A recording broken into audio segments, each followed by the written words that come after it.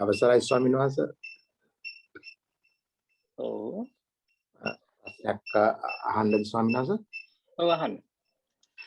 ඔබ වහන්සේගේ අපි මුලින්ම අහපු ධර්මදේශනාව හැටියට සාරාංශයක් විදිහට ගත්තොත් එimhe බුදුරජාණන් වහන්සේ මේ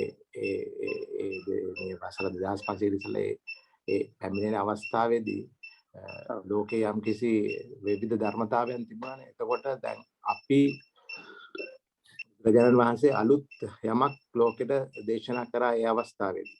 එතකොට දැන් අපි උත්සාහ කරන්න ඕනේ ඒ අලුතෙන් යමක් දේශනා කරපු එක සොයාගන්නද ස්වාමීන් වහන්සේ? ඔව් දැන්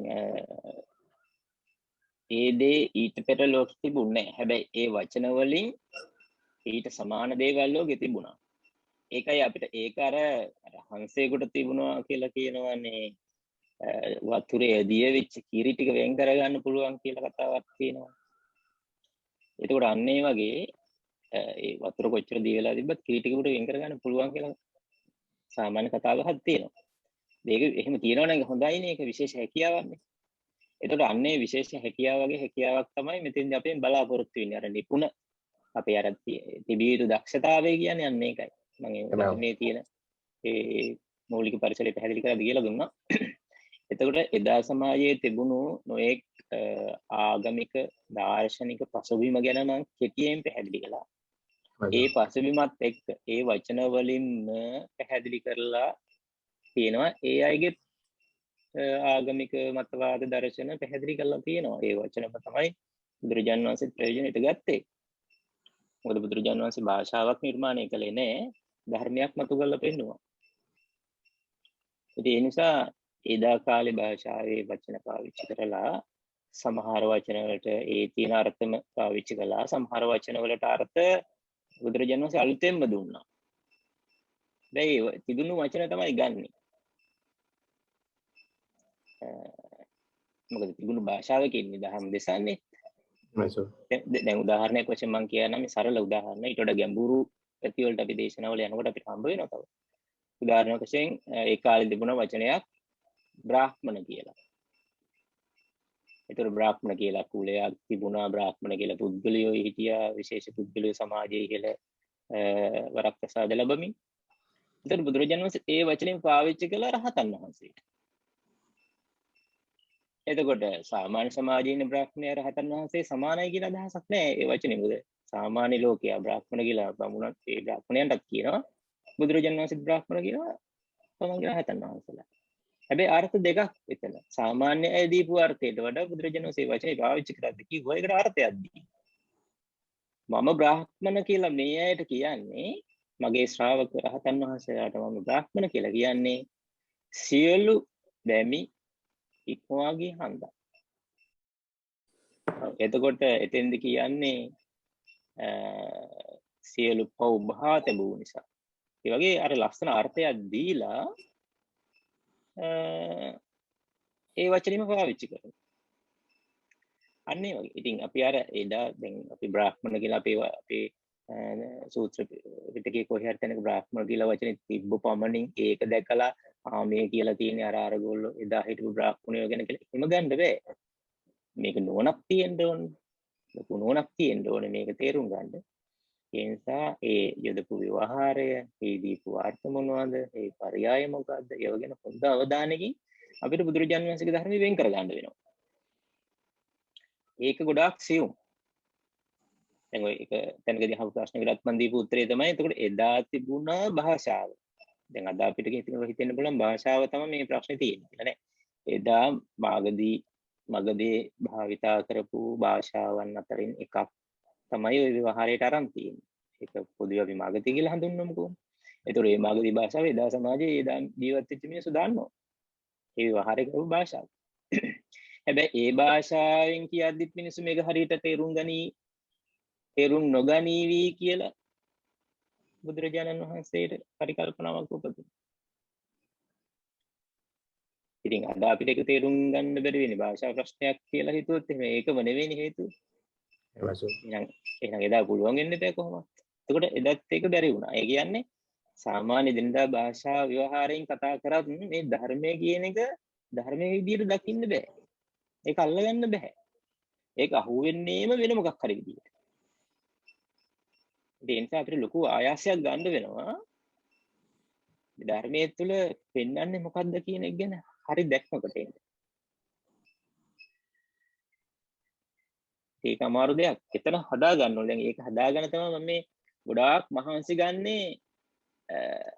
එහෙම නැත්තම් අපි මේ දරන උත්සාහයෙන් ප්‍රතිඵලයක් නෑ අන්තිමට. ඒක හදා ගන්නයි මහන්සි වෙන්නේ.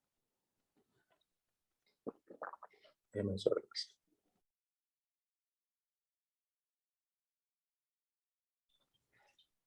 තෙරුවන් සරණයි අවසරයි ස්වාමීන් වහන්සේ.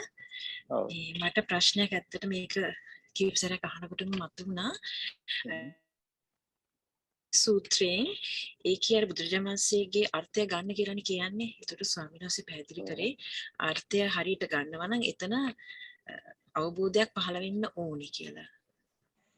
නැත්තම් අපි අරන් යන්නේ අපිට තේරුම් ගත්තේ කියලානේ ස්වාමීන් වහන්සේ අපි ගැන සාකච්ඡා කරේ ඉදා ගිය සුමානේ. ඒතර සමහරවිට ශ්‍රුතේ කියන්නේ ශ්‍රුතේ කියන එක ධර්මාවබෝධයට අවශ්‍ය දෙයක් නේ. ඒතර ශ්‍රුතේ කියලා අපි දරාගත යුත්තේ මොකක්ද සන්නස්? ඔව් ඔය කාරණේ අපි ඔය තියෙන මම හිතන්නේ පස්වෙනි සාකච්ඡාවේදී මම ওই කාරණේ පැහැදිලි කළා. ඕක වෙනත් පරයයකින් තමයි සුතාදතා වචසා පරිචිතා මනසානුපෙක්ඛා දිට්ඨිය සුප්පටිවිද්‍යා කියලා කතා කරලා තියෙන. ඕක වෙනත් පරයයකින් කොහොමද? අර මම පැහැදිලි කළා මුලින් ධර්මස්වාමී බුදුරජාණන් වහන්සේ නොඑක් පරයයන් දහම් දෙසන පුළුවන් හැකියාව තියෙනවා. ඒක තමයි ධර්ම ස්වාමී කියන එකේ තේරුම. ඒ නිසා දැන් බුදුරජාණන් වහන්සේ මෙතන සුසුසත සූත්‍රයේ පැහැදිලි කරන්නේ වෙනත් ආකාරයකින්. තව සූත්‍රයක ඒ කරුණම වෙනත් විදිහකට කියන්නත් පුළුවන්. තව සූත්‍රයක ඒ කරුණම තවත් විදිහකින් කියන්න පුළුවන්. වෙනත් වචන පාවිච්චි. ඒ අසාමාන්‍ය හැකියාව තථාගත බුදුරජාණන් වහන්සේට තියෙන එක. ධර්ම ස්වාමී කියන්නේ ඒක. ඉතින් දැන් ඔය සුසුසති සූත්‍රයේ පැහැදිලි කරපු කාරණේදී කියන එකම තමයි නැවත අපිට අර අපේ සුතේ හැටියට විස්තර කරන කණුවල විස්තර කරන්න. සුතේ හැටියට තියෙන්නේ සුතා දතහ අහන්න ඕනේ අහන්නේ බුදුරජාණන් වහන්සේගේ ධර්මය. ඒක වෙන දේවල් අහලා හරියන්නේ නැහැ. දරා ගන්නත් ඕනේ ධර්මයමයි. අපිට තේරෙන දේ හෝ අපිට මතක හිටින විදිහට අපිට පුළුවන් විදිහට නෙවෙයි. වචසා පරිචිතා වචනයෙන් ප්‍රගුණ කරන්නත් ඕනේ ඒ කියපු දේ කියපු විදිහටම. මනසානුපෙක්ඛිතා. ඒක නැවත අපි මනසින් බලනවා ඒ කාරණේ ඒ විදිහට මට මතක හිටියද? හරිද? චක්කුම් බික්කවේ අනිච්චං කියලා ගත්තොත් සරල එකක්. කියන වාක්‍ය කෙටි නිසා මම ඒක ගත්තේ. චක්කුම් බික්කවේ අනිච්චං. එහෙම තමයි තියෙන්නේ. එහෙම තමයි මතක තියාගන්න. එහෙම තමයි දරාගන්නේ. එහෙම තමයි නැවත පාඩම් කරන්නෙත් ඒ විදිහට. ඒක වෙනස් කරලා චුට්ටක්වත් එහෙට මෙහෙට වෙනසක් කරලා මතක තියා ගැනීමක් අපි කරන්නේ නැහැ. මොකද ඒක ඒ මොහොතේ තේරුම් නැතුණාට කවදා හරි තේරුම් ගන්න තියෙන ඕක තමයි. ඒ නිසා ඒ මතක තබා ගැනීම හරියටම ගන්න ඕනේ. චුට්ටක්වත් වෙනසක් කරන්න නැතුව. ඉස්පිල්ලක් පාපිල්ලක් තරම්වත් වෙනසක් කරන්න බෑ. ඒ තියෙන දේ තියෙන විදිහම ගන්න ඕනේ. එතකොට මනසානුපෙක්ඛිතා මනසින් නැවත කල්පනා කර කර බලනවා මම මේ පාඩම් කරගත්ත එක හරිද? මේ පාඩම් කරන ක්‍රමයක් මේ සුතේ කියලා කියන්නේ කරුණු පහකින්.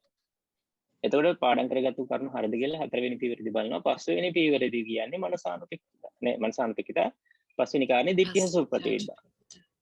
එතකොට දෘෂ්ටිමය වශයෙන් පිරිසිදු භාවයක් ඇති වෙනවා කියන්නේ තථාගත බුදුරජාණන් වහන්සේගේ දැක්ම මෙහෙමයි කියලා. හරි නිවැරදි පැහැදිලි වැටහීමකට යට එන්න ඕන. ඒක ඒ පහම තිබ්බත් ඒක අවබෝධ වෙන්නේ මේක සුතේ. ඉතින් මේ පහ හරියට ආපු කෙනෙකුට පුළුවන් යෝනිසමනසිකාරයේදී. ඒ යෝනිසමනසිකාරය කියන එකක් නිකන් උපදින්නේ නැහැ. ඒක උපදින්නේ ඒ කියන කාරණය පිළිබඳව යමක් තේරුනොත් විතරයි. තේරුම් ගන්න යමක් ඉතුරු වෙනවා. තේරුම් ගන්න යමක් තියෙනවා කියලා තේරෙන්න ඕනේ. මේක මට තේරෙන්නේ නැහැ කියලා තේරෙන්න ඕනේ. එහෙම එකක් තේරුම් නැත්නම් ඒ ධර්මය හද්දී යෝනිසමනසිකාරය කියන එක උපදින්නේ නැහැ. දැන් සාමාන්‍ය ඉස්කෝලේ ඉගෙන ගන්න රටාවට පිරිවෙනක සාම්පාසලක ඉගෙන ගන්න රටාවට යෝනිසමනසිකාරයක් උපද්දවන්න මෙතන යමක් තියෙනවා කියලා අහුවෙන්නේ නැහැ. මොකද දහම් කරුණු ටිකක් ඉදිරිපත් කරනවා ඒ ටික ලියා ගන්නවා පාඩම් කර ගන්නවා මතක තියා ගන්නවා ඔය විදිහට යනවා. හැබැයි දෘෂ්ටි විරජුභාවයකට යන්නේ නැහැ.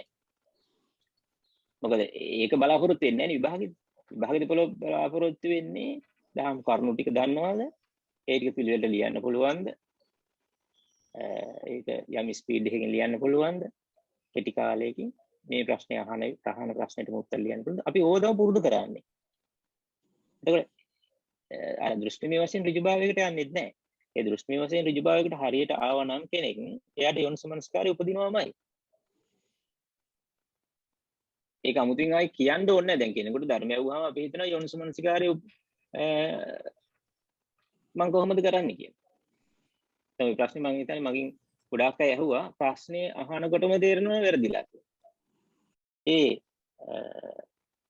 දේශනාවක් ඇහුවනම් ඒක බුද්ධ වචනේ නම් ඒක අපි සුතාදත්තා වචසාපරිස්ථා ඒ ක්‍රමයට ඇහුවනම් ඒත් අපිට යොන්සමනස්කාරය උපදින්න ඕනේ දෘෂ්ටිමය වශයෙන් ඍජු භාවයට ආවනම් විතරයි හැබැයි. නැත්තම් එහෙම එකක් උපදින්නේ නැහැ. එහෙම නැත්තම් සුසූත සූත්‍රයට අනුව ගත්තොත් ධර්මය අහන්න කැමැත්ත ඇති කර ගන්නවා කන්නේ වාගෙන අහගෙන ඉන්නවා කියන්නේ කාරණේ මොකක්ද කියන එක දැනගැනීම අදහසින් අහගෙන ඉන්නවා හොඳට හිතට හිතවගෙන ඊළඟට අර්ථය ගන්නවා ඔන්න උතන තමයි වරද්ද ගන්න දැන් අපිට තේරෙන දේ අරගෙන ගත්තොත් ඒ අනර්ථය තමයි ගත්තා වෙන්නේ අර්ථය කියලා කිව්වේ බුදුරජාණන් වහන්සේ පෙන්නපු දෙයි බුදුරජාණන් වහන්සේගේ අර්ථය දන්නේ ඒ දන්න කෙනා පෙන්නන අර්ථය ඒ විදිහට ගන්න ඕනේ ඒක අපිට අර්ථයක් නෑ මේ තාම අපි තාම දන්නේ නේ.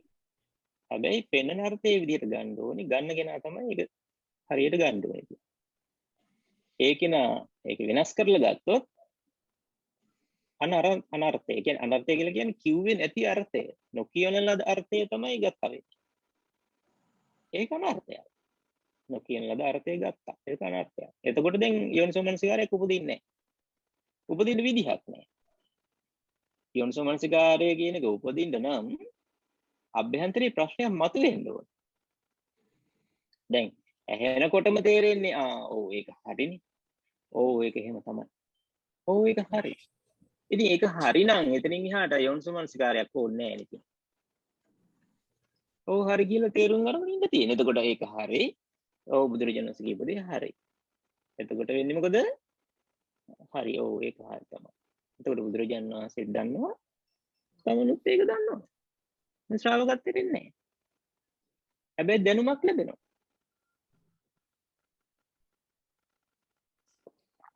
දැන් බලන්න ඒක මම හිතන්නේ ඒ කාරණේ පැහැදිලි. එහෙම වුණාම අපි ශ්‍රාවකත්වයට එන්නේ නැහැ. ඕක දැන් ඊළඟ සාකච්ඡාවේදී මම කියලා පැහැදිලි කළා ඇති.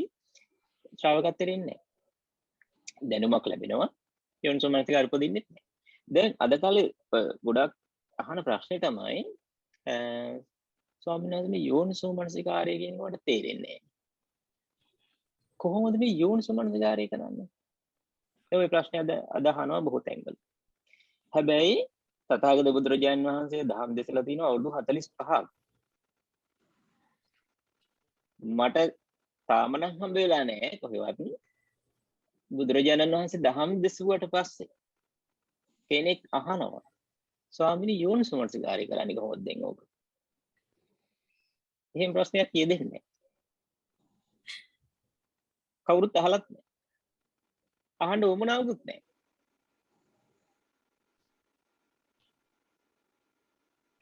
එයි ධර්මයේ විදියට ඇහෙනව නිසා. ධර්මයේ විදියට ඇහුනොත්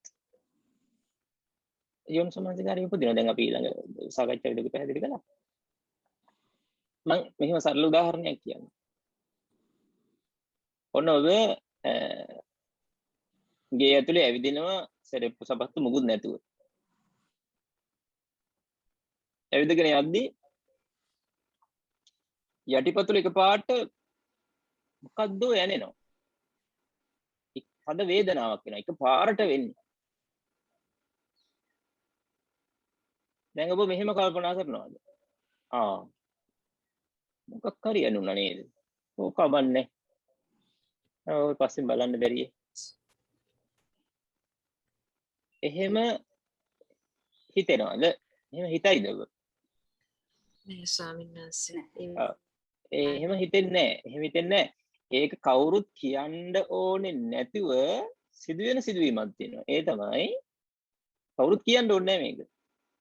ඒ මොකක්ද කියලා බැලීමේ උවමනාවක් ඇති වෙනවා අපිට. ඇති වෙන්නේ නැද්ද? ඔව්.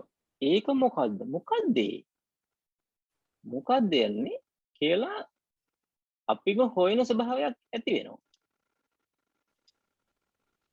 අන්න ඒක තමයි මේ අන්න ඒ වගේ මම මේ පැහැදිලි කරන්න උත්සාහ කරන්නේ අන්න ඒ වගේ අපිට ඔය යෝනිසමනසිකාරය කියන එක තොන්නහම උපදින්න ඕන. ඒ කියන්නේ බුදුරජාණන් වහන්සේ වදාारण ලද ධර්මය ඒ විදිහටම ඇහුනොත් ඒක අපිට තේරෙන්නේ නැතුව යනවා. ඒ මොකක්ද ඒ කිව්වේ? ඒ කියන්නේ අපි දන්න දෙයට වෙනස් එකක්. අපේ ආකල්පයට අපේ හැඟීමට වඩා වෙනස් එකක්. එහෙම වෙනස් එකක් කියලා අපිට තේරෙන්න බෑ ඉස්සෙල්ලා. ඉතින් අර්ථය විදිහට ගත්තොත් එහෙම හම්බ වෙනවා. අපි ගන්න අනර්ථය හන්දා අපිට එහෙම හම්බ වෙන්නේ. එතකොට බුදුරජාණන් වහන්සේ දන්නවා මාත් දන්නවා නම් ඉතින් ඒක අහන්න දෙයක් හිතන්න දෙයක් එතනින් එහාට නැහැ. හැබැයි අර වගේ වුණාම බුදුරජාණන් වහන්සේ පැහැදිලි කරපු දහම් කරුණ පෙන්වලා දීපු දේ ඒ මොකද්ද? ඒ මොකද්ද ඒ කිව්වේ? අපි දන්න දෙයට අපි අපේ ආකල්පයට අපේ හැඟීමට ගැලපෙන්නේ නැහැ.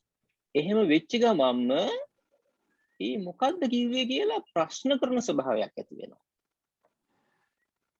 ඒක කවුරුත් කියන්න ඕනේ නැහැ. දැන් අර කකුලේ මොකක් හරි යනුනහම මේ ඔන්න මොකක් හරි යන්න නේද වගේ පොඩ්ඩක් බලන්න කියලා කවුරුත් කියන්න ඕනේ නැහැ. Tamanට දැනුණා නම් තමන්මයි ඒක බලන්නේ. තව කෙනෙක් කියන්න ඕනේ නැහැ. ඒ නිසා ධර්මයේ විදියට ඇහුණාට පස්සේ ඒක යෝනිසෝමනසිකාරය කරන්න කියලා කවුරුත් කියන්න ඕනේ නැහැ. හැබැයි ධර්ම විදියට ඇහෙන්න ඕනේ. ඇහුන් නැත්තම් ඉතින් ඇහුන් නැත්තම් හරියට මේ වගේ දැන් කකුලේ කෙනෙක් වෙදගෙන යනදී පොඩි කටුවක් කැනෙනවා. එයා දන්නේ යනුණා කියලාවත්. ඉතින් එයා එතකොට යටිපතුල දිහායි හැරිලා බලනවා කියන එකක් වෙන්නේ නැහැ නේ. එයා දන්නේ නැහැ නේ එකක් වුණා කියලා. ඒ වගේ මේ ධර්මයේ විදිහට ඇහුන් නැත්තම් එයාට යෝනිසෝමනසිකාරය කියන්නේ මොකක්ද කියන එක ගැන වැටහීමක් නැහැ. ඒක වෙන්නේ නැහැ. ඉතින් ඒක නොවෙනවා නම් බුදුරජාණන්සේ පෙන්වපු අර්ථයට කොහොමවත් ළඟා වෙන්න බෑ. යෝනිසෝමනසිකාරය කියන්නේ පුද්ගලයෙක් තුළ වැඩෙන්න ඕනේ අභ්‍යන්තරාංගයක්. බාහිරාංග දෙකක් තියෙනවා අභ්‍යන්තරාංග දෙකක් තියෙනවා. සෝතාපන්න වීම පිණිස උපකාර වෙන පළවෙනි අංගයේ බාහිරයි දෙවෙනි අංගයත් බාහිරයි. මොකද්ද? කල්යාණ මිත්‍ර ආශ්‍රය නැත්නම් සත්පුරුෂ සංසේවනය කියලා කියනවා. දෙවෙනි එක සද්ධර්මයේ ශ්‍රවණය කිරීම. මේ දෙකම බාහිරාංග. කල්යාණ මිත්‍රයා බාහිරාංගයක්. සද්ධර්මයේ ඇහෙනවා කියන එකත් බාහිරාංගයක්. ඒතර සද්ධර්මයේ ඇහිච්ච දේ මතක තියාගෙන හිටියා කියන්නේ ඔක්කොම බාහිර ඒවා. මේ බාහිරයි ඔක්කොම. අභ්‍යන්තරාංගයේ කොතනින්ද පටන් ගන්නෙ? යෝනිසෝමනසිකාරය. යෝනිසෝමනසිකාරයේ ධම්මානුධම්ම ප්‍රතිපදාවේ අභ්‍යන්තරාංග දෙක. ඒ යෝනිසෝමනසිකාරය කියන එක තව කාටවත් දෙන්න බෑනේ. ඒක අභ්‍යන්තරාංග කියන්නේ. එතකොට යෝනිසෝමනසිකාරයේ උපදින ධහම දෙන්න පුළුවන්. උපද්දවන්න ධහම දෙන්න පුළුවන්. ඒක බුදු කෙනෙකුට හැකියාවක් තියෙනවා. බුදුරජාණන් සේම දීලා තියෙනවා. හැබැයි ඒ ධර්ම ඒ විදිහට ගත්තා නම් අපිට අන්න ප්‍රශ්නයක් මතුවෙනවා. විමසන්න කරුණක් ඉතිරි වෙනවා. අන්න එතකොට එහෙනම් යෝනිසෝමනසිකාරය එතනින්ම ඒ සැනින්ම උපදිනවා. ප්‍රශ්නයක් අහපුවම උපදිනවා. අන්න එතනින් යෝනිසෝමනසිකාරය ආරම්භ වෙනවා. විකටම මාර්ගය වෙනවා. ඉතින් ඒක වෙන්නේ නැත්තේ අපි ධර්මයේ විදිහට අරන්නේ. කෙනාර්ථය අරන්නේ. ඒක නිසා යෝනිසෝමනසිකාරය උපදින්නේ නැහැ. ඒ නිසා අපිට ප්‍රශ්න කරන්න වෙනවා යෝනිසෝමනසිකාරය කියන්නේ මොකද්ද? කොහොමද ඒක කරන්නේ? ඒක බුදු කෙනෙක්ගේ ධර්මය අහුවට පස්සේ අහන්න තියෙන ප්‍රශ්නයක් නෙවෙයි. ඇසිය යුතු ප්‍රශ්නයක්වත් නෙවෙයි. ඒ ප්‍රශ්නය ඇහෙනවා කියන්නේ අහන්න කෙනෙකුට ඕන බොරුවට හරි අහන්න තියෙන්න පුළුවන්. ඒක නෙවෙයි මම කියන්නේ. ඒ ප්‍රශ්නේ මතුවෙනවා කියලා කියන්නේම ධර්මයේ විදිහට අරන්නේ කියන එක. ඒ නැත්නම් යෝනිසෝමනසිකාරය තුළ යෝනිසෝමනසිකාරයක් උපදින දහමක් අපිට හම්බ වෙන්න ඕන. නමෝ බුද්දාය ස්වාමීන් වහන්සේ. නමෝ බුද්දාය. මේ දිට්ඨියා සුප්පටිවිද්දා කියන තැනට එනකොට මේ මට හිතෙන්නේ දැන් අපි දැන්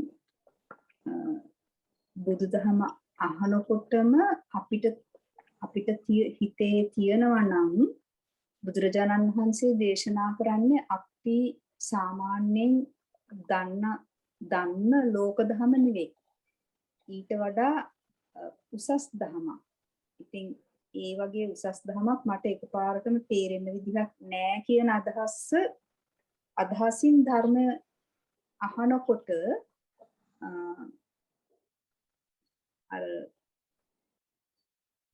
ඇස අනිත්‍යයි කියනකොට අපි හිතන ශාරීරික ඇස නොවේ වෙන්න ඕනේ මේක මේ බුදුරජාණන් වහන්සේ කියන්නේ ඊට වඩා ගැඹුරු එකක්. ඒ නිසා මම මේ විමසිය යුතුයි කියන තැනට ශ්‍රාවකයා ඇවිල්ලා තියෙන්න ඕනේ කියලා මට හිතුණා ස්වාමීන් වහන්සේ. ඔව් ඒ කියන්නේ අපි දැන් 6 වෙනි ධර්ම දේශනාවේදී පැහැදිලි කරලා දුන්නා. අපි අර මූලික ආකල්ප ටික පැහැදිලි කරන්න උත්සාහ කළේ යන්නේ ඒකයි මුලින්ම. තථාගත බුදුරජාණන් වහන්සේ කියන දහම් දේශනාවේ ලෝකෙන් එතර වීම. අපි ඉන්නේ මෙතර. බුදුරජාණන් වහන්සේ ඉන්නේ එතර. එතර ඉන්න කෙනා මෙතර ඉන්න මෙගොඩ ඉන්න අපිට පාර කියනවා. ඒ පාර අපි දන්නේ නැහැ. මොකද ඒ පාරේ අපි ගිහිල්ලා නැහැ. ඒ කියන්නේ පාර ගැන අපි දන්නේ නැහැ. එතකොට කියන දේ පිළිබඳව අපිට කියන සැනින්ම තේරෙනවා නම් අපි ඒගොඩට යාමේ කිසිම අවශ්‍යතාවයක් නැහැ අපිට ශ්‍රාවකත්වයක් ඕනෙත් නැහැ. එතකොට අපිට ප්‍රායෝගික ප්‍රශ්නයක් මතුවෙන්නේම නැහැ. ඉතින් අපි දැනගන්න ඕනේ නිසා ඒ ඉලක්කය මොකද්ද? ඒ අරමුණ මොකද්ද බුදුරජාණන් වහන්සේ? ඒ ටික දැනගෙන ධර්මයේ අර ගුණ ටික දැනගෙන ධර්මයේ ලක්ෂණ ටික දැනගෙන තමයි අපි ධර්මය අහන්න ඕනේ. ඒ ටික දන්නේ නැතුව ඇහුවාම දැනුමක් විතරයි ලැබෙන්නේ.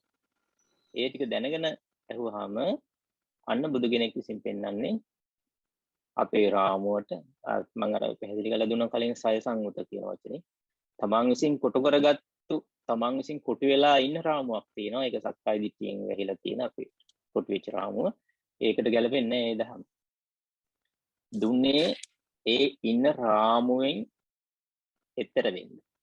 ඒක ඒ රාමුව කඩාගෙන එළියට යන්න නිදහස් වෙන්න. එතකොට ඒ උදෙසා දීපු දහමක්. එතකොට මේක ඇතුලේ කොටු වෙලා ඉන්න අපිට තවදුරටත් කොටු වෙලා ඉන්න දීපු දෙයක් නෙමෙයි. ඉතින් ඒ පැහැදිලි නිර්වුල් බව දහම පිළිබඳව ඒ පැහැදිලි නිර්වුල් බව තියෙන්න ඕනේ අපිට. ඒකයි මම මේ නැවත නැවත කියන්නේ මේ අහන අයට මේ අත්විවරම ඒක හරියට ලැබිලාද කියලා. ඉතින් ඒක ලැබිලා නැතුව දහම කොච්චර හෙව්වත් වැඩක් නැහැ. දැන් මෙතන පිරිසක් ඉන්නවා. ඉතින් මේ පිරිසකිනුත් අර හැමෝගෙම කතා කරලා කරුණු කියනවනම් මට දැනගන්න පුළුවන් ඒ අයට එතෙන්ට එන්න පුළුවන් වුණාද කියලා. එතට බැරි වුණා නම් තව කිහිප වාරයක්ම නැවත නැවත අහලා තේරුම් ගන්න බැරි වෙච්ච තැන් තේරුම් ගන්න උත්සාහ කරන්න වෙනවා. ඉතින් එහෙම නැත්නම් අපරාධේ මේ වැඩසටහන් මාලාවේ අපිට ඉස්සරහට යන්න බැරි වෙනවා. ඉතින් ඒ නිසා අන්න එතන පැහැදිලි තැනක හිටියානම් ධර්ම විදිහට අහන්න පුළුවන්. එතකොට ඔය කියන දහම් පරයයක් දේශනා කළා නම් ඒක දේශනා කළේ ඊතර වීම පිණිස අපි ඉන්න රාමුව තුල ඒක ගලප ගන්න නෙමෙයි. ඒක එතන හදා ගන්න නෙමෙයි දහම් දෙසන්නේ. එතනින් අපු ඉස්සරහට ගන්න. ඒකට එහෙම දන්නවනම් ඒ ඔස්සේ පාර අපිට විවෘත වෙනවා. දැන් ඔය ඉස්මැනිහා ප්‍රශ්නෙට මම 6 වෙනි දේශනාවේදී උත්තර දීලා තියෙනවා සාකච්ඡාවේදී. ඒක කොහොමද නුවණින් විමසන්නේ? ඒ කරුණ අපිට වැටහෙන්නේ කොහොමද? අපි තේරුම් ගන්නේ කොහොමද? කොතනින්ද අපි ඒක ආරම්භ කරන්නේ? කියන කාරණේ කියපු සැනින් අපිට වැටහෙනවා. ඒ කියන්නේ මොකද්ද? මේක වෙන්නේ කොහොමද? ඒ කියන්නේ අපි දන්න දෙයට ගැලපෙන්නේ අපේ අදහසට ගැලපෙන්නේ අපේ හැඟීමට ඒ කියන දේ ගැලපෙන්නේ ඒ නොගැලපෙන බවත් එක්කමයි යෝනිසමනසිකාරය උපදින්නේ. ඒක හොඳට තේරුම් ගන්න. ඒ නොගැලපෙන බවත් එක්කමයි යෝනිසමනසිකාරය අපිට උපදින්නේ. ඉතින් ඒ නිසා ඒ විදිහට යෝනිසමනසිකාරය එතකොට දැන් යෝනිසමනසිකාරය කියලා කියන්නේ මේ අපිට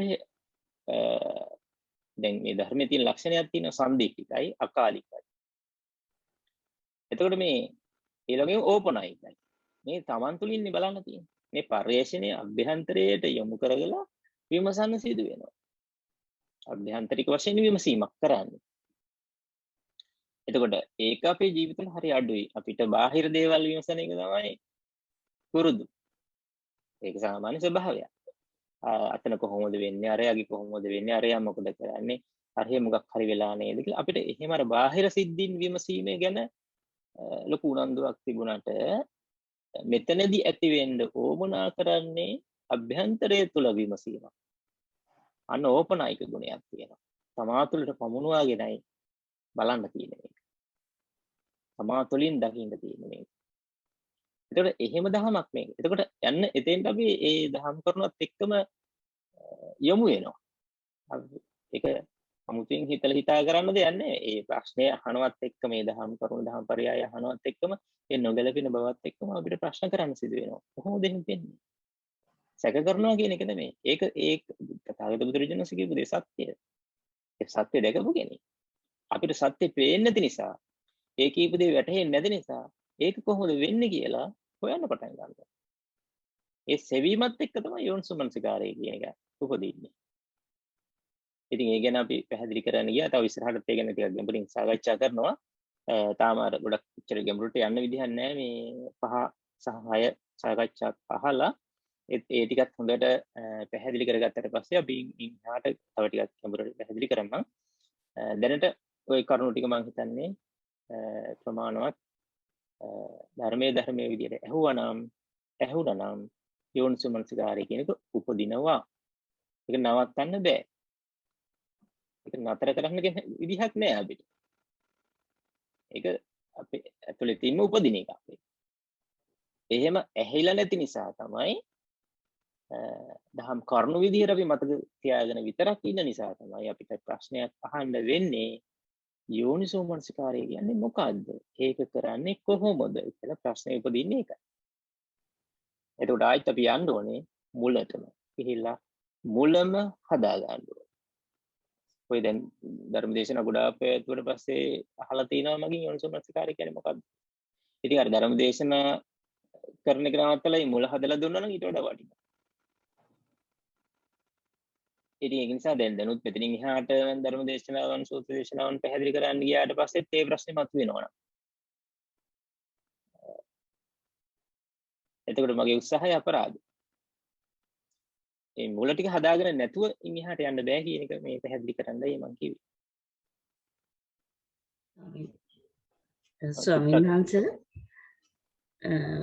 මට දැනගන්න ඕනේ අනුලෝමිකා කන්තිය හරි මම ඒක තමයි උත්තර දෙන්න බැලුම් මට ටෙස්ට් මෙසේජ් එක දාලා තිබුණා අනුලෝමිකායි කන්තිය සමන්නාගතෝ කියන කාරණේ සම්බන්ධයෙන් මොකද්ද කියන්නේ කියලා අහලා තියෙනවා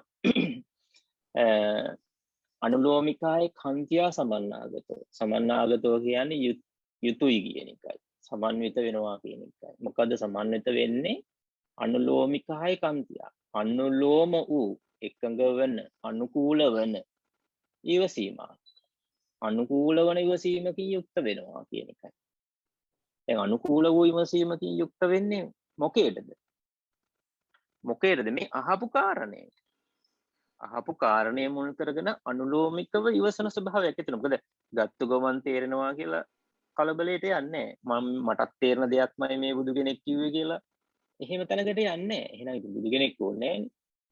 මටත් තේරෙන දෙයක්ම නම් බුදු කෙනෙක් කියලා තියෙන්නේ බුදුරජාණන් වහන්සේ මායි අතර ලොකු වෙනසක් නැහැ. මට තේරෙන දේ උන්වහන්සේ කියන්නේ. ඒක උන්වහන්සේ කියන්නේ ඒ විදිහට මටත් තේරෙනවා. අපි දෙගොල්ලෝ නිකන් ලොකු වෙනසක් නැහැ වගේ. සාස්ෘණ වහන්සේ දන්නාසේ මං වනහි නොදැනෙමි කියන තැන ඉස්සරහට. අන්න අපි එතෙන්ට එන්නේ නැහැ නිසා. එතකොට එතෙන්ට ආපු කෙනාට තියෙනවා ක්‍රමානුකූල ඉවසීමක්. ක්‍රමානුකූල ඉවසීම කියලා කියන්නේ භාග්‍යවතුන් වහන්සේ පෙන්නපු අර්ථය මොකක්ද කියලා ඒක සොයාගෙන හිමීට යනවා තමන්ගේ අදහසට එන්න දෙන්නේ නැතුව. ඒකට ලොකු ඉවසීමක් තියෙනවා. නැත්නම් ඒ අහපු කාරණේට තමන් අර්ථ දීලා හරි කියලා අන්න එතනින් නවතිනවා. අර ධර්මයට අනුකූල වූ ඉවසීමක් තියෙනවා නම් ධර්මය කියලා කිව්වේ අර කියපු අර්ථය එතන. මතු කරපු අර්ථය චක්කුම් බික්කවේ අනිච්චන් නම් ඒ මතු කරපු අර්ථයට අනුව ඉවසගෙන යන්න ඕනේ ඉස්සරහට මේ යෝනිසෝමනසිකාරය වැඩෙනවා නම් ප්‍රඥාව වැඩෙන්න ඕන. වැඩෙනවා නම් ප්‍රමාණිකූලව හිමීටීමේ ප්‍රඥාව. එතකොටයි අර්ථය වැටහෙන්නේ ඒ ප්‍රඥාවට. ඉතින් ඒක තමන් කොච්චර දැඟලුවත් මට මෙහෙම තේරුම් ගන්න ඕනේ කියලා ඒක හම්බ වෙන්නේ නැහැ. ඉතින් ඒක දැනගෙන තමයි ඒ ක්‍රමානුකූලව අනුකූල ඉවසීමක් ඇති කරගන්න ඕනේ කියන්නේ ඒක පස්වෙනි 6 වෙනි කරුණ විදිහට හට ගන්නවා. අර අර්ථය විදිහට ගත්තා නම් වෙනත් අර්ථ නොගෙන. අර වෙනත් අර්ථ ගත්ත හැටි 6 වෙනි එක නැති වෙලා යනවා. අර අනුකූල ඉවසීමක් ඊට පස්සේ ඇති වෙන්නේ නැහැ. ඉතින් ඒක නිසායි ඒ කාරණේ ගොඩක් වැදගත් වෙන්නේ. ඒ අනුකූල ඉවසීම කියන එක හරියටම හම්බුණා නම් හම්බ වෙන්නෙම අර්ථය විදිහට ගත්තු අනර්ථය බැහැර කරපු කෙනෙකුට විතරයි. ඒක නෑ එතකොට හදිස්සියක් නෑ කලබලයක් නෑ තමන්ගේ අදහස් වලට එන්න ඉඩ දෙන්නේ මට තේරෙන විදිහ මේමයි කියලා ඒව ගන්න යන්නේ තථාගත බුදුරජාන් වහන්සේ සර්වඥා ඥානය තුළ පිහිටලා පෙන්නපු දේ කොහොමද මම ඒක සොයාගෙන යන්නේ? ඒ පාරක් පෙන්නලා ඒ පාර දිගේ ගවේෂණය කරමින් යනවා. ඒ ගවේෂණය කිරීමා කියන්නේ ඒ තමයි අපි යෝනිසෝමනසිකාරය කියලා කියන්නේ මේ. ඉතින් ඒ විදිහට ප්‍රමාණිකූල යන්න ඕනේ ඉස්සරහට. ඉතින් ඒ නිසා එන්නේ එකයි එතන අනුලෝමිකාය කන්තියා සමන්නාගතෝ හොති අනුකූල වූ ඉවසීමක්කින් යුක්ත වෙනවා කියන කාරණේ. ඒ කියපු කරුණට අදාළව තමන්ගේ අර්ථවලට එන්න නොදී වෙනත් ඒවා කලවම් කරගන්නෙත් නැතුව වෙන්නපු අර්ථය කරා ඉවසීමෙන් යුක්තව ඒ ධර්මයේ පසුපස නුවණින් විමසමින් ඒ ඔස්සේම ඉස්සරහට යනවා. එතකොට ඔය කියන ධර්මයට අනුකූල වූ ඉවසීම තමයි එතන තියෙන්නේ. තව ප්‍රශ්නයක් අහගෙන යෝනිසෝමනසිකාරය උපතින්ම එන එකක්ද කියලා. ඉතින් ඇත්තටම ඒක අඩු වැඩි වෙනවද අපේ පරිසරය සහ බාහිර නිමිති ඒකට බලපානවද කියලා. යෝනිසෝමනසිකාරය කියන්නේ උපතින් එන එකක් කියලා දේශනාවේ කොහෙවත් නැහැ.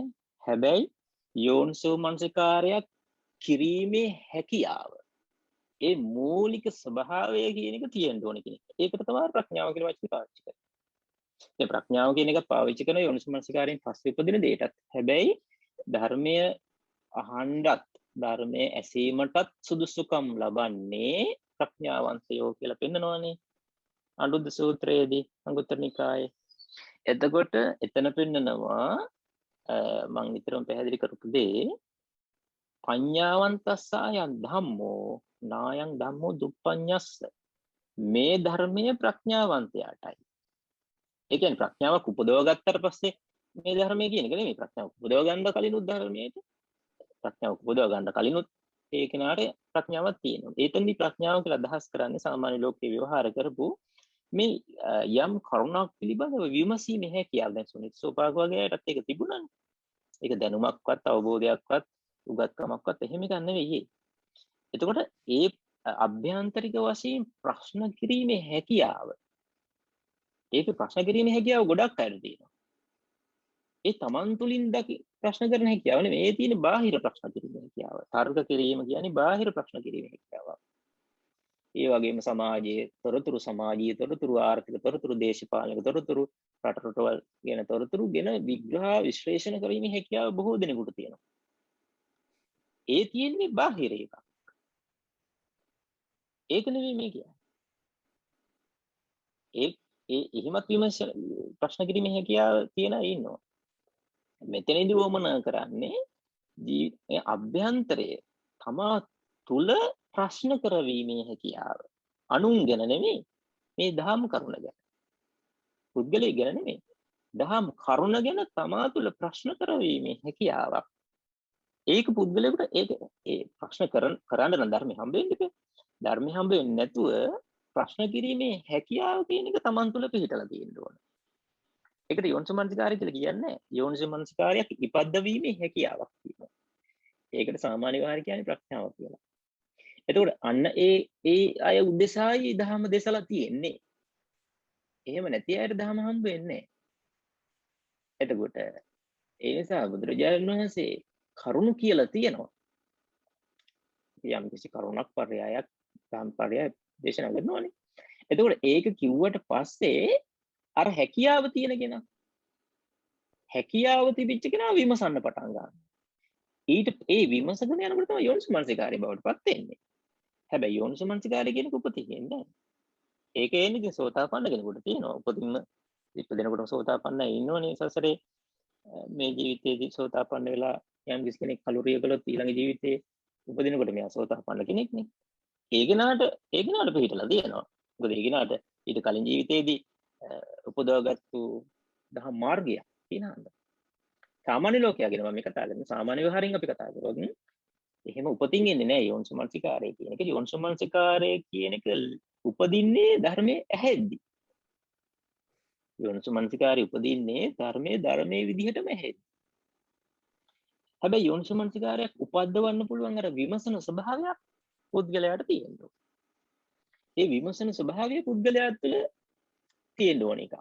ඒක සාමාන්‍යයෙන් තියෙනවා. දැන් අපිට දැන් අඟුලිමාල කියන කෙනාට ඒක තිබුණා. ඒක අපිට හොයන්න බෑ බාහිරින් බලලා එහෙම එක හැකියාවක් තිබ්බද නැද්ද කියලා. එයා විමසන්න පටන් ගත්තා. එයාට විමසන්න කාරණාවක් හම්බුණා. මේ කරුණ ඇත්තටම හරියට ගත්තා නම් හරි වැදගත්. බලන්න බුදුරජාණන් වහන්සේ අඟුලිමාල ළඟට යනකොට අඟුලිමාලට කියන්නේ මොකද්ද? බුදුරජාණන් වහන්සේ ඉස්සරහින් වඩිනවා. බුදුරජාණන් වහන්සේ වඩින ගමන් කියනවා අඟුලිමාලට මම නතර වෙලා ඉන්නේ. ඔබත් නතර වෙන්න. ඒක මාන ප්‍රශ්නයක්. දැන් බලන්න අඟුලිමාල කල්පනා කරනවා. මේ මොකද්ද මේ කියන්නේ? අරුණහන්සේ වඩිනවා. වඩින ගමන් කියනවා නතර වෙලාලු ඉන්නේ. ශ්‍රමණවරු බොරු කියන්නේ. අර දැන් හිතන්න කාරණාවක් හම්බුන්නේ නැද්ද යාට? දැන් බලන්න අර ඇයි එයාගේ දැක්මට ගැලපෙන්නේ නැති කාරණාවක් හම්බුණා. එයාගේ දැක්මට ගැලපෙන්නේ නැහැ. එයාගේ දැක්මට අනුව නම් උන්වහන්සේ වඩිනවා, යනවා. යන ගමන් කියනවා නතර වෙලා ඉන්නේ. ශ්‍රමණවරු බොරු කියන්නේ. දැන් බලන්න අර හිතන්න කරුණක් ලැබුණා එතනින්. අන්න යෝනිසෝමනසිකාරයට කරුණක්. ඒක ඉතින් බුදුරජාණන් වහන්සේම දන්නවා අඟුලිමාල කියන කෙනාට යෝනිසෝමනසිකාරය මේ මෙතනින් උපද්දවන්න පුළුවන් කියලා. ඒක වෙන කෙනෙකුට තේරුම් ගන්න බෑ. හැබැයි අඟුලිමාලට මෙතනින් යෝනිසෝමනසිකාරය උපද්දවන්න පුළුවන් කියලා තථාගත බුදුරජාණන් වහන්සේ දන්නවා. ඉන්ද්‍රිය පරෝපරිය ඥානෙ තියෙන නිසා. එතකොට දැන් බලන්න බුදුරජාණන් වහන්සේ වඩින ගමන් කියනවා මම නතර වෙලා ඉන්නේ. ඔබත් නතර වෙන්න. දැන් අඟුලිමාලට ප්‍රශ්නයක් මේක. ප්‍රශ්නයක් වෙන්න ඕනේ ඇත්තට මේක. ප්‍රශ්නයක් නෝන නම් හොඳයි කියලා නිකන් ඉන්නවනේ. ප්‍රශ්නයක් වෙන්න ඕනේ. තමන් දරන දෙයට ගැලපෙන්නේ නැහැ. තමන්ට තේරෙන්නේ නැහැ ඒක. ඇයි උන්වහන්සේ මේ වඩින ගමන් නතර වෙලා ඉන්නවා කියන්නේ මොකද්ද? බොරුවක් නේ. ශ්‍රමණවරු බොරුත් කියන්නේ නැත්තම් දැන් මේක විසඳ ගන්න බැහැ. අන්න අභ්‍යන්තරයෙන් ප්‍රශ්න කරනවා දැන්. උන්වහන්සේ බොරු කියන්නේත් නැහැ. මේ වඩිනවා. වඩින ගමන් කියනවා නතර වෙලායි කියන්නේ. කොහොමද එහෙම වෙන්නේ? මොකක්ද කියන්නේ? අන්න ඒක තමයි යෝනිසෝමනසිකාරය උපද්දවන්න දීපදේ. දැන් ඒ කරුණේ යෝනිසෝමනසිකාරය එතනම නෙමෙයි. දැන් ඒක ඔස්සේ විමසගෙන යනකොට යෝනිසෝමනසිකාරයට එනවා.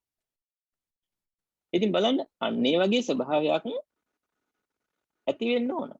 අර විමසීමේ හැකියාව තියෙනවා. ඒත් මහා දරුණු සොරෙක් මිනිමරුවේ. හැබැයි ඒක උපතින් ආව කියලා කියන්නේ නැහැ යෝනිසෝමනසිකාරය. යෝනිසෝමනසිකාරය උපද්දවන්න පුළුවන් දෙයක් හම්බ වෙන්න ඕන. කියන ධර්මයේ විදිහට හම්බුනහම යෝනිසෝමනසිකාරය උපදිනවා. ඒ හැකියාව කියන එක පුද්ගලයන්ට ලැබෙන්න ඕන. දැන් අන්න අතනදී ඒක ඉපදුනා. දැන් ඒ වගේ සිද්ධි අපිට එකක් නෙමෙයි ගොඩාක් තියෙනවා. දැන් අපි සාමාන්‍යයෙන් මම මේ දන්න කරුණු ප්‍රසිද්ධිය දන්න කරුණු ගැන කිව්වේ. දැන් මුලින්ම සාමාසික කතාව, ඊට පස්සේ කිසාගුතමීගේ කතාව, කටාචාරාගේ කතාව, ඒ වගේ ඒවැදී අර විමසන්න උවමනා කරන කාරණයක් කියනවා. එතකොට ඒ ඔස්සේ යෝනිසෝමනසිකාරය ඒගොල්ලන් තුළ උපදිනවා. සුනීත සෝපාව වගේ ගත්තත් එහෙමයි. ඊළඟට එක ගාතාවක්වත් කටපාඩම් හිතපු නැති චුල්ලපන්තක ස්වාමීන් වහන්සේ කතාව තෙන්දී මුකුත් දහම් කරුණක් දන්නේ නැහැ. ඒ කියන්නේ එකක්වත් පාඩම් නැහැ. එතකොට බෞද්ධ බව කියලා තියම් කිසිම දෙයක් දන්නේ නැහැ නේද දහම් කරුණ. එතකොට එයාට අභ්‍යන්තරින් මේ ප්‍රශ්න කරන ගතිය තිබ්බනම් ඒක මතු කරලා ගන්න තථාගත බුදුරජාණන් වහන්සේ කෙනෙකුට පුළුවන්. ඒක මතු කරලා ගන්න පුළුවන්. ඒක තථාගත බුදුරජාණන් වහන්සේගේ තුළ තියෙන විශ්මිත හැකියාවක්. ඒක මතු කරලා දාන්න පුළුවන්. අපිට නම් තේරෙන්නේ අනේ මෙයාට මුකුත් බෑ කියලා අතහැරලා දාන්න පුළුවන් අපිට. අපිට ඒක මතු කරන්න බෑ. ඒ නිසා අර ගාතාවක්වත් බැරි පද හතරක් පාඩම් කරගන්න බැරි කෙනාට මේ යෝනිසෝමනසිකාරය උපද්දවන්න පුළුවන් දෙයක් බුදු කෙනෙකුට දෙන්න පුළුවන් වුණා. ඒ ඔස්සේ නුවණින් විමසුවා. ඉතින් නුවණින් විමසීම මේ විදිහට කොතනින් හරි ආරම්භ කරන්න දෙයක් දෙන්න පුළුවන්. ඒක උපතින් එනව නෙවෙයි. ඒකට අර කල්යාණ මිත්‍රෙක් මුණ ගැහිච්ච තැනදී ධර්මයේ විදිහට ඇහිච්ච තැනදී සිද්ධ වෙන දෙයක්.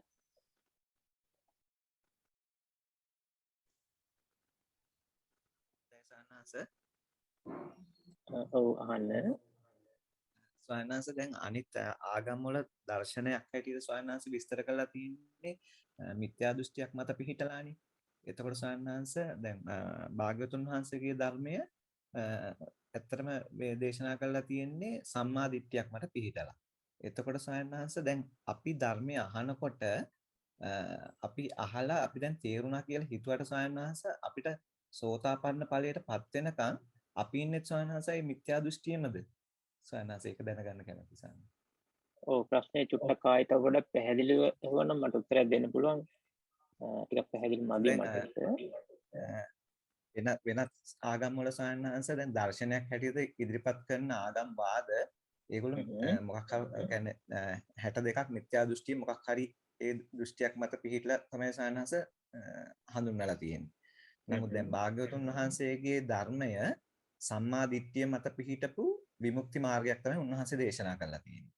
එතකොට ස්වාමීන් දැන් අපි විමුක්ති මාර්ගයේ හොයාගෙන යනකොට දැන් අපි ධර්මයේ දැන් විශේෂයෙන් දැන් අපි තුම ඔබ වහන්සේ කියන භාග්‍යවතුන් වහන්සේගේ විස්තර කිරීමක් ඔබ වහන්සේ කියනකොට දැන් අපි ඒක තේරුණා කියලා ගත්තට අපිට සෝතාපන්න වෙනකන් අපි ඉන්නේ ස්වාමීන් වහන්සේ අවිද්‍යාව තුළ පිහිටපු මිත්‍යා දෘෂ්ටියකමද ස්වාමීන් වහන්සේ? ඔව් මිත්‍යා දෘෂ්ටිය කිව්වහම මෙතන කරුණු දෙකක් තියෙනවා. ලෞකික සම්මා දිට්ඨිය තුළ ඉඳලායි ගමන ආරම්භ කරන්නේ. මහත්තයා මයික් එක ඔෆ් කරා නම් පහසුයි මට. සද්ද එනවා මට. හරි එතකොට එතන මේ මිත්‍යා දෘෂ්ටියේ ඉඳලා ගමනක් යනවා කියන එක ධර්මයට එකඟ නැහැ. මිත්‍යා දෘෂ්ටියේ ඉඳලා. සම්මා දිට්ඨියේ ඉඳලා තමයි ගමනක් තියෙන්නේ. සම්මා දිට්ඨියට නොපැමිණ ලබාගත හැකි කිසිම ලෝකෝත්තර පැත්තෙන් කිසිම දියුණුවක් නැහැ. ලෞකික වශයෙන් දියුණුවක් නැති කතාවක් වෙනම කතා කරන්න ඕනේ නැහැ මෙතෙන්දී. මොකද මේ පැත්ත නෙමෙයි අපි කතා කරන්නේ. එතකොට ඒ සම්මාදි මිත්‍යා දෘෂ්ටියේ ඉඳලා ලැබිය හැකි කිසිවක් නැහැ. මිත්‍යා දෘෂ්ටියත් එක්ක තියෙන මිත්‍යා සංකල්ප, මිත්‍යා වාචා ඒ ඔක්කොම මිත්‍යා දේවල්. ඒවා මේ විමුක්තියක් හොයන සමාජයේ නෑ. ඒවා අයිති ඊට පහළ මට්ටමකට. මිත්‍යා දෘෂ්ටියත් එක්ක ගමනක් නැහැ. සම්මාදිට්ඨියත් එක්ක තමයි ගමන තියෙන්නේ. හරි. මොන සම්මාදිට්ඨියත් එක්කද? ලෞකික සම්මාදිට්ඨියත් එක්ක. ඒක දසවස්තුක සම්මාදිට්ඨිය කියලා කියනවනේ. කරුණු 10ක් සම්බන්ධයෙන් මෙලොවක් තියෙනවා, පරලොවක් තියෙනවා, පින්පව් තියෙනවා. මේ අම්මා තාත්තා කියලා කෙනෙක් තියෙනවා. මේ වගේ සාමාන්‍ය සරල දැක්මක් පුද්ගලයෙකුට තියෙනවා නම් ඒ කෙනාට තමයි විමුක්තිය තියෙන්නේ. ඉතින් එහෙම අය වෙනත් ශාසනවල අගම්වල මේ විමුක්තිය හොයපුවා ඉන්නේ. බුදුරජාණන් වහන්සේගේ ධර්මයට එන්නේ එහෙම පිළිසක්ම තමයි. මෙලොවක් පරලොවක් විශ්වාස කරන නැති කෙනෙකුට ධර්මයක් ඕනේ නැහැ ඉතින්. එතකොට පිනප්පවක් ගැන දන්නේ නැති කෙනෙකුට ධර්මයක අවශ්‍යතාවයක් නැහැ. සසර ගමනක් ගැන කිසිම වැටහීමක් නැති කෙනෙකුට ධර්මයක් වුණා කරන්නේ නැහැ. එහෙමයි එදා සමාජයේ හිටියද මම කලිනුත් පැහැදිලි කළා. සමහර විට මේක තමයි ජීවිතයේ අන්තිම ඉපදීම. ආයි උපදිනවා කියලා කිව්වොත් නැහැ. මීට කලින් ඉපදුනා කියලා කිව්වොත් නැහැ. මෙතනින් ඔක්කොම ඉවරයි. එතකොට යාට ධර්මයක් වුණා කරන්නේ මේක කාලා බීලා හොඳට උපරිම සතුටින් හිටියා. කරුණාම ඔක්කොම ඉවරයි. ඊළඟ අමුතුවෙන් පින් කියලා જાතියුත් නැහැ. අමුතුවෙන් පව් කියලා જાතියුත් නැහැ. අපිට ඉන්න පුළුවන් හොඳම විදිහට ජීවත් වුණා නම් ඒක තමයි පොඩි. එහෙම දෘෂ්ටි තියන අය ඉන්නවා. ඒවා මිත්‍යා දෘෂ්ටි. ඒවා මිත්‍යා දෘෂ්ටියත් එක්ක උපදින මිත්‍යා සංකල්ප මිත්‍යාවත ඒ ඔක්කොම ඒ තුල කිසිම දියුණුවක් ලබන්න බෑ. බුදුරජාණන් වහන්සේගේ ධර්මයට එන්නකොට මූලික පසුබිම තියෙන්න ඕනේ ලෞකික සම්මාදිට්ඨිය. ලෞකික සම්මාදිට්ඨිය තුල ඉඳලා තමයි අපි ධර්මය අහන්නේ. ඊට පස්සේ තමයි අපිට යෝනිසෝමනසිකාරය එන්නේ. හැබැයි සෝතාපන්න වෙනතුරු අපි ඉන්නේ සක්කාය දිට්ඨිය තුළ. මිත්‍යා දෘෂ්ටිය තුළ කියන එක නෙමෙයි, අපි ඉන්නේ සක්කාය දිට්ඨිය තුළ. එතන දෙකක්. හොඳට තේරුම් ගන්න. මිත්‍යා දෘෂ්ටිය කියලා කියන්නේ ධර්මයටවත් එන්න බැරි තැන. ඒ කියන්නේ ලෞකික සම්මාදිටිය තියෙන්න ඕනේ කියන එක. ලෞකික සම්මාදිටිය තියෙනවා කියන්නේ මිත්‍යා දෘෂ්ටිය නෑ කියන එකයි. හරිද? හැබැයි ලෞකික සම්මාදිටිය තිබ්බට තාම සක්කාය දිට්ඨිය තියෙනවා. එතන ලෞකික සම්මාදිටිය තුල ඉඳලා ධර්මයේ පුරුදු කරගෙන යනකොට ධර්මයේ විදිහට හෙන්න ඕනේ. අර කී විදිහට අර්ථය ගන්න ඕනේ, අර අර්ථය බැහැර කරන්න ඕනේ. අන්න නුවණින් විමසන්න කරුණක් මුණ ගැහෙනවා. ධර්මයේ විදිහට අරගෙන නුවණින් විමසනකොට මාර්ගයක් උපදිනවා. සම්මාදම ප්‍රතිපදාව කියන්නේ. ඒ ධර්මයත් එක්ක යෙදෙනකොට සමාධියට පමුණවාගෙන මේ ධර්මයේ විමසගෙන යනකොට ඒ ධම්මානුදම ප්‍රතිපදාව යාගේ ඒත් එක්ක උපදින්න යාට මාර්ගයක්. ලෝකයෙන් ඈතර කරන මාර්ගයක්. නිකන් කන්නේ ලෝකයෙන් ඈතර කරන. ලෝකයෙන් ඈතර කරන මාර්ගයකට යමු වෙනකොටම වෙන්නේ අපි හිර වෙලා ඉන්න අපේ රාමුවට සයසංගත භවට ඒකට පහර වදිනවා. ඒක කැඩෙන්න ඕනේ. නැත්තම් එතනින් එහාට යන්න බෑ. ඒක කැඩෙනකොට සක්කාය දිට්ඨියත් ඒත් එක්ක කැඩෙනවා. ඒ වැරදි දෘෂ්ටියක් ඒක. ඒකට මිත්‍යා දිට්ඨිය කියලා කියන්නේ. ඒකට කියන්නේ සක්කාය දිට්ඨිය කියලා. ඒ සක්කාය දිට්ඨිය කැඩෙනවා. දැන් අපි දන්නේ නැහැ සක්කාය දිට්ඨියක් තියෙනවද කියලා. ඒතකොට ඒක ඒ උදෙසාන ධර්මයේ දුන්නේ යෝනිසෝමනසිකාරය කරන්නේ. ඒතකොට අපි අර විදිහට යෝනිසෝමනසිකාරය කරනකොට ඒ දෘෂ්ටිමය ස්වභාවය කැඩිලා යනවා. ඒක වැරදි කියලා දකිනවා. වැරද්ද කවුරුත් පෙන්වන්න ඕනේ වැරදි කියලාම දකිනවා. එතකොට ඒ දැක්මත් එක්ක අන්න ඊට පස්සෙත් ආයි කියන්නේ සම්මාදිට්ඨිය බුදුනා කියලා. ඊට පස්සෙත් කියන සම්මාදිට්ඨිය බුදුනා. ඒතකොට තිබ්බෙත් සම්මාදිට්ඨිය ආයිත් ආයි සම්මාදිට්ඨිය. ඒක දෙකක්. තිබ්බේ ලෞකික සම්මාදිට්ඨිය සක්කාය දිට්ඨිය දුරු වීමත් එක්ක ඉපදුනේ මොකද්ද? ඒත් සම්මාදිට්ඨිය. ඒ මොකද්ද? ලෝකෝත්තර සම්මාදිට්ඨිය. අන්න දැන් තමයි හරිම තැනට ආවේ. ලෝකෝත්තර සම්මාදිට්ඨිය. ඒ ආර්ය අෂ්ටාංග මාර්ගයට බැසගත්තා කියන්නේ යන්නේ තෙන්දී. එතකම් මාර්ගයක් ඉපදුනා. ඒක කියන්නේ සම්මත නියාමයේ කියලා. ඒක විස්තරහට පැහැදිලි කරලා බුදුරජාණන් වහන්සේ පැහැදිලි කරලා තියෙන ඔක්කන් සම්මිතිය දෙක සම්මත නියාමයේ කියලා. සම්මත නියාමයේ කියන්නේ නිවැරදි මාර්ගය, නිවැරදි පිළිවෙත කියන එක තමයි. හැබැයි ආර්ය අෂ්ටාංග මාර්ගයට බැසගත්තා කියන වචනේ පාවිච්චි කරලා තියෙන්නේ සෝතාපන්න කෙනාට. ඒ කෙනාට කියනවා සම්මාදිට්ඨියට පෙවුණා කියනවා, ආර්ය අෂ්ටාංග මාර්ගයට බැසගත්තා කියලා කියනවා. නිවන කෙලවරකට තිබෙන ඒ මාර්ගයට බැසගත්තා. ඒක නවතින්නේ ආපස්සට යන්නේ, ඒක වෙනස් වෙන්නේ. දැන් ඉතින් ඉස්සරහටම තමයි යන්නේ. එතකොට එතෙන්ට ආවට පස්සේ අන්න සක්කාය දිට්ඨිය දුරු වුණානේ. සත්‍ය ඥානය ඇති වෙනවා. ඒකට තථාගත බුදුරජාණන් වහන්සේ පෙන්නපු ඒ නිවන් මාර්ගය විමුක්තිය පිළිබඳ සත්‍යයි කියලා දැක්මක් ඇති වෙනවා. ඒක කවුරුත් උගන්වන එකක් නෙමෙයි, දැක්මක් ඇති වෙනවා. ඒ දැක්ම එයාගේ පෞද්ගලික දැක්මක් නෙමෙයි. ප්‍රඥාවෙන් උපදින දැක්ම. සෝතාපන්න කෙනාට උපදිනවනේ ප්‍රඥාව. සද්ධානුසාරි ධම්මානුසාරි මට්ටමේ තියෙනවා. සෝතාපන්න වුණාට පස්සේ තමයි ඒ බලවත්ම ප්‍රඥාව උපදින්නේ. ඒ ප්‍රඥාව කිව්වහම ඉතුරු ඉන්ද්‍රියන් නැති ඉතිරි ඒව නැතුව නෙමෙයි. සද්ධා, විරිය, සති, සමාධි, ප්‍රඥා මේ පහම තියෙනවා. ඒවා ඉන්ද්‍රිය විදිහට පිටලා තියෙන ඉතා ගැඹුරට, ඉතා බලවත් විදිහට, ශක්තිමත් විදිහට හැදලා තියෙන්නේ. එතකොට මෙන්න මේ ප්‍රඥාවෙන් තමයි සත්‍ය දකින්නේ. ඒ සත්‍ය දැක්ම මගේ කියලා ගන්න නැහැ. ගන්න එපා කියලා කවුරුත් උගන්වලත් නැහැ. කවුරුත් මේ වෙලාවට එහෙනම් කවන්නේ ගන්න. එහෙම එකකුත් නැහැ. එහෙම අහුවෙන්නේ නැහැ. එහෙම අහුවෙන්නේ නැහැ. ඒක ධර්මය. ධර්මයේ විදිහට දැක්ක කියන්නේ ඒකනේ එතන. එතෙක් අපිට මගේ වුණාට මගේ කියන කරුණම වැරදි. කියන එක එතනදී දකිනවා.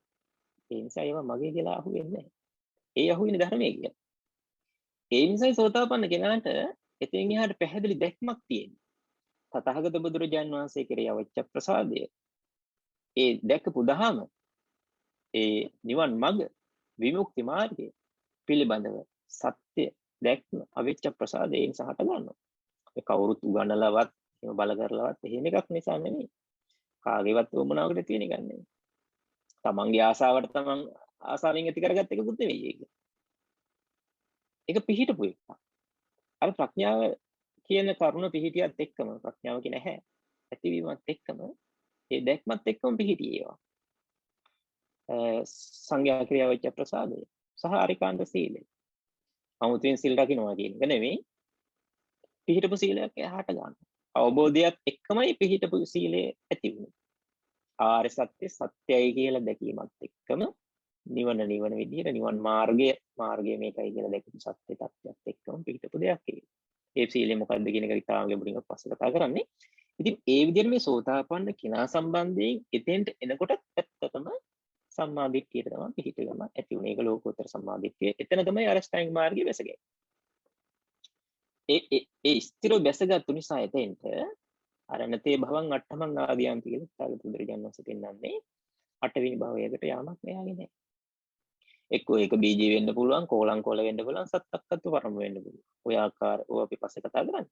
ඒ විදිහට විමුක්තිය දක්වා ගිහිලා අවසන් වෙනවා. නිවෙනවා. හොඳයි. ඒක හොඳට තේරුම් ගන්න. ඒක නිවීමක්. පළපදියන් වෙන තැනක්වත් මොකද්ද අපිට ඉන්න නිවහනක්වත් එහෙම තැනක් නෙවෙයි. නිවහනක් නෙවෙයි නිවන කියන්නේ නිවීමක්. ඉතින් එතෙන්ට අල්ල වෙනවා. ඉතින් මම හිතනවා සරල උත්තරේ පැහැදිලි වෙන්නේ නැති උතාම ගැඹුරු තව දීර්ඝ කාලයක් තිස්සේ සාකච්ඡා කර පියවරෙන් පියවර සාකච්ඡා කළ යුතු කොටසක් තමයි ඇහුවේ. හැබැයි මම කෙටි පැහැදිලි කිරීමක් මම හිතන්නේ මම කරේ.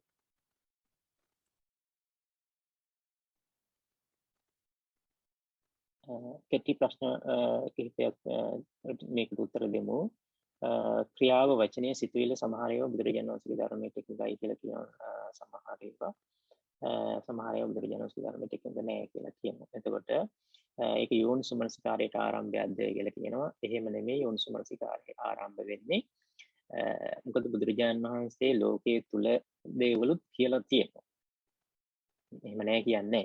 මේක මම කලින් තැනකදී පැහැදිලි කළා. දැන් සිංහලවත් සූත්‍රය ගත්තාම, ව්‍යග්ගපජ්ජ සූත්‍රය ගත්තාම, පරාභව සූත්‍රය ආදී දේවල් ගත්තාම මේ ලෝකයේ තුල ඉන්න ගිහි උපාසක උපාසිකාවන්ට මේ පිරිහෙන්නේ නැතුව ඉන්නේ කොහොමද? තමන්ගේ මේ ගුණධර්ම ටික රැකගෙන ඉන්නේ කොහොමද කියලා ඒ ඉන්න තැන හරියට ඉන්න විදිහත් කියලා දෙනවා. නමුත් ඉලක්කය ඒක නෙමෙයි. ඉලක්කය ඒගොල්ලෝ එතන තියන්න නෙමෙයි. එතන තියෙන අඩුපාඩු ටිකවත් ඒගොල්ලන්ට හැදෙන්නේ නැත්තම් ඒ ශ්‍රාවකයෝ ටික අන්ත අසරණ වෙනවානේ සිංහලෙන් කිව්වොත්. ඉතින් ඒ නිසා ඒ ටික පෙන්නලා දෙනවා. මේ මෙහෙම කරන්න එපා. මෙහෙම කළාම ඕගොල්ලෝ පිරිහෙනවා. ඕගොල්ලන්ගේ වස්තුව පිරිහෙනවා. ඕගොල්ලෝ ව්‍යාපාරයක් බිස්නස් එකක් කරනවා නම් මෙහෙම කරන්න. මෙහෙමයි ඒක තියාගෙන යන්න ඕනේ. කියලා ඒකට වමනා කරන කරුණු කියනවා. ඒ කියන්නේ හැමදාම ඕගොල්ලෝ එතන තියන්න නෙමෙයි. නමුත් එතෙන්නත් ඒගොල්ලෝ අසාර්ථක කරනවා. එතනත් ඒගොල්ලෝ අසාර්ථක වෙයි කියලා හිතෙනවා නම් ඉතලා ඒ ටික කියලා දෙන්න වෙනවනේ. ඒ නිසා එතනින් පටන් ගන්න. එතකොට ඒ දේවල් කොහොමද අපිට ගැලපෙනවා? මොකද මේ ලෝකයේ තුල දිවිච්ච දෙයක් ලෝකයේ තුල ඉන්න අපිටම කියලා දෙනවා. ඒ ප්‍රශ්නයක් නෑ. ඒක තේරෙන්න ඕනි කොහොමද ඉතින්. ඒක හරි. හැබැයි ඉලක්කය එතන නෙවෙයි. බුදුරජාණන් වහන්සේ පෙන්වන්නේ අවබෝධය තුල පිටලා පෙන්වන මාර්ගයක් අපිට තියෙනවා. අපි ඒ දේ එක හරියට හඳුනා ගන්න ඕන. ඉතින් ඒ නිසා ඒ වගේ දේවල් කියද්දී අපිට තේරෙනවා ඒක හරි කියලා තේරෙනවා. ඒක ගැන නෙවෙයි මම මේ කතා කරන්නේ. ඒ ටික ලෝකයේදී කාලීන බණ හැටියට හරි ගිහි ජීවිත ගත කරන ඔබට ධර්මයේ හරි මාතෘකාවට ඒවා සාමාන්‍ය සමාජ විස්තර කරලා තියෙනවා. ඕන තරම් දේශකයන් වහන්සේලා පැහැදිලි කරලා තියෙනවා. මම ඒ කොටස පැහැදිලි කරන්නේ නැහැ. ඒ නිසා ඒවෙන් ඒ ටික ගන්න එක කමක් නැහැ. එතකොට බුදුරජාණන් වහන්සේ අවබෝධය තුල පිහිටලා විමුක්ති ඉලක්ක කරලා පෙන්නපු දෙය තියෙනවානේ. ඒකටයි අපි ධහම කියලා ඇත්තටම කියන්නේ. අනිත් ඒවා අපිට උපදේශ දෙන්න ඕනේ. ගිහි අයගේ අඩුපාඩු හදා ගන්න ඕනේ. ප්‍රශ්න සිල් රැකගෙන ඉන්න, මේවා කරන්න, මේ වැරදි කරන්න එපා, මෙහෙම කරන්න, මෙහෙම දිනු කරන්න, දෙමව්පියන්ට මෙහෙම සලකන්න, දූ දරුවන්ට මෙහෙම සලකන්න, අඹ දරුවන්ට මෙහෙම සලකන්න. මෙහෙමයි ඕගොල්ලන්ගේ තියෙන වගකීම්. ඕවා මේවා කියලා දෙනවා. එහෙම වෙනවා. එතකොට මේ විමුක්තිය පිණිස ඉලක්ක කරලා පෙන්නපු ධාම ගැනයි මම දිගින් දිගටම කතා කරන්නේ. ඒක මුල් කරගෙන යෝනිසෝමනසිකාරය කියන එක උපදින්නේ.